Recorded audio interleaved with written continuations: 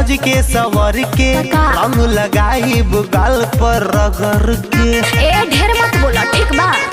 ए होली में आइल बा सज के सवर के रंग लगाई गाल पर रगड़ के। अच्छा बानी साली तू बता दो भौजी राइट पर। तो सुनो ना जा जा के देखा ए देवर जी वीडियो बनावत होई लाइक पर। जा जा के देखा ए देवर जी वीडियो बनावत होई लाइक पर। अरे बुझाई।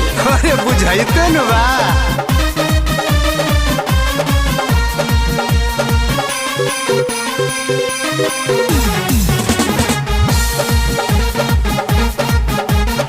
घर में ना बाटे बहिन सुना देवा सुना ना इतना तू ना ही दिखावा देवा सुना ना। यो बात का सुना ये भौजी हो आइल होली के लहार। अच्छा धीरे धीरे डालब कहाँ बहिनी तोहार बा।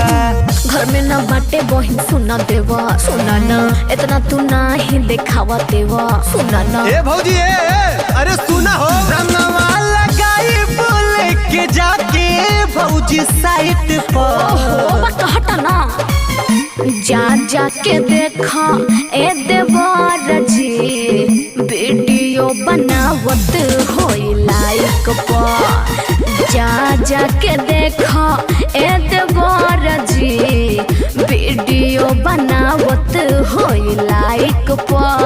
आही का आई हुकुम करेले का।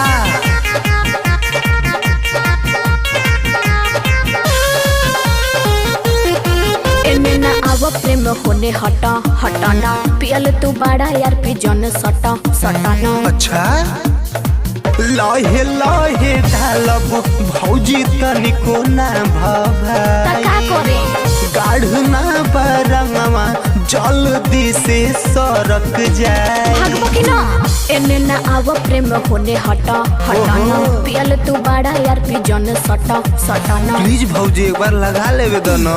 दीपक बच्ची डाली रंगवा भौजी नाइट को। हटा ना जा जा के देखा ए देवर जी वीडियो बनावत होई लाइक पर। जा जा के देखा ए देवर जी वीडियो बनावत होई लाइक पर। चला जब नहीं है तो तहरे के लगा ली।